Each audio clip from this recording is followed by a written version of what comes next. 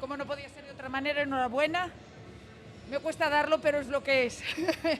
Enhorabuena. Supongo que para vosotros esta victoria significa mucho, muchísimo, ¿verdad? Sí, la verdad que sí. Para nosotros es muy importante, primero por el equipo que tenemos enfrente, que es de los equipos que hoy están en una situación incómoda, pero son de los buenos. Sabemos lo que se sufre estando ahí porque lo hemos vivido casi toda la primera etapa de la liga. Pero bueno, sabemos también que trabajando como veníamos trabajando en algún momento se podían dar estos resultados.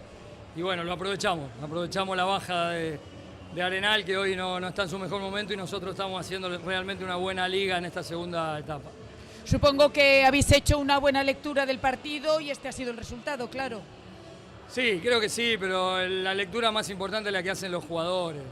Las sensaciones que tienen ellos dentro de la cancha, cómo van leyendo el juego a medida que se va desarrollando. Yo le doy una pauta, algo, pero lo que terminan decidiendo son siempre ellos.